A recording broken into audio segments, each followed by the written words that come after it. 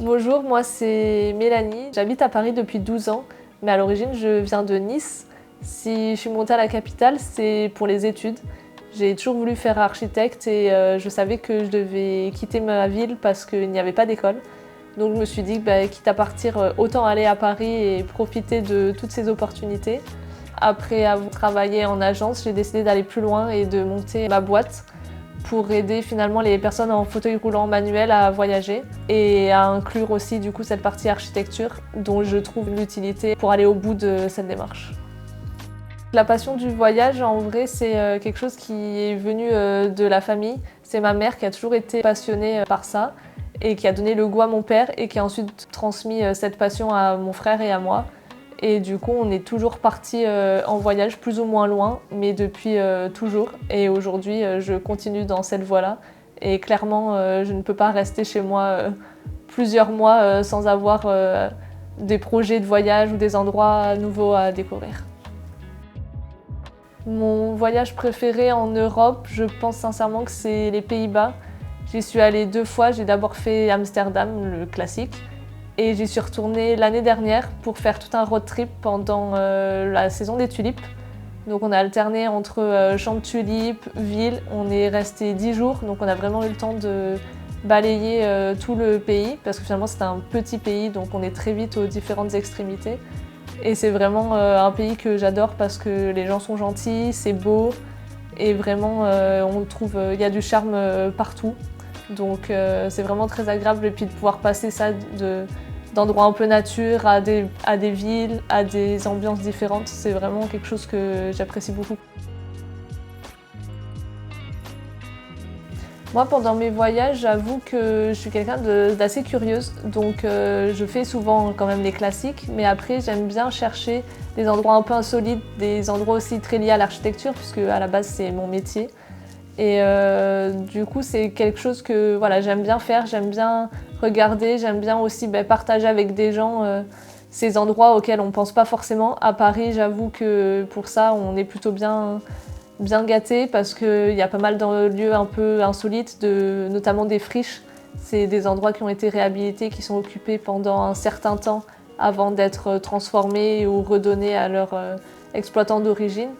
Et c'est vrai que c'est aussi quelque chose qui plaît beaucoup puisque avec les réseaux sociaux, on a tendance à voir tous toujours la même chose.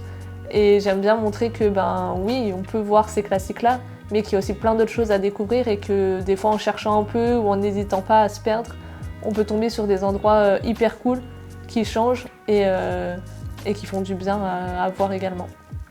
Donc aujourd'hui, je décidais d'aider les personnes en fauteuil roulant manuel à voyager parce que c'est quelque chose dont je me suis rendu compte qui pouvait être hyper utile parce que finalement, plusieurs personnes hésitent à partir en voyage parce qu'elles n'ont pas accès aux infos, parce qu'elles ont peur.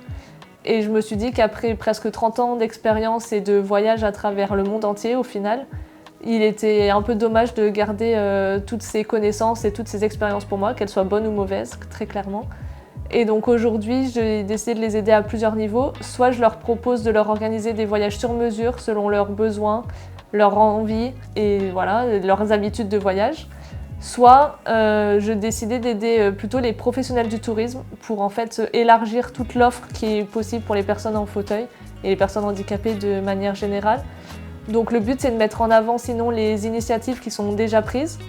Et si les initiatives qui sont déjà prises ne sont pas suffisantes ou ont besoin d'être améliorées ou n'ont pas encore été faites par manque de connaissances ou de temps, j'ai décidé d'aider notamment les professionnels du tourisme en termes d'hébergement touristique à réaménager tous leurs hébergements pour en fait faire quelque chose de joli mais également de pratique pour que finalement ça puisse convenir aux personnes handicapées comme aux valides et qu'ensuite toute cette gamme-là qui soit beaucoup plus étendue puisse être de nouveau proposée aux personnes en fauteuil et comme ça le but est d'élargir à chaque fois toutes les possibilités et d'arrêter d'avoir, quand on coche le filtre accessible aux personnes en fauteuil, un choix qui devient vraiment très très réduit.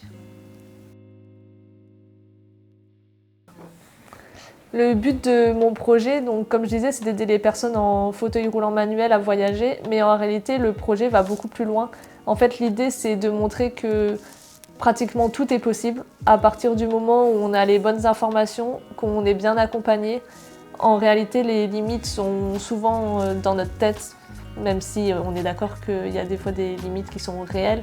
Mais souvent, on peut aller beaucoup plus loin que ce qu'on pense et je veux montrer à travers ce projet-là que, voilà, qu'il y a des possibilités beaucoup plus grandes que ce à quoi on pense à premier abord et que du coup, il est possible d'aller faire des choses qu'on pensait inatteignables. J'ai par exemple fait de la tyrolienne au Costa Rica, du surf également. Enfin, c'est des activités que je pense beaucoup estiment non accessibles et qui sont finalement totalement faisables. Donc voilà, l'idée c'est vraiment de montrer que si on a une idée en tête, si on a un projet, qu'il soit petit ou qu'il soit grand, finalement quel qu'il soit, mais qui nous tient à cœur, bah, c'est tout à fait possible de le réaliser. Voilà, il faut avoir les bonnes informations, les bonnes personnes autour de nous et après on peut y aller sans aucun souci.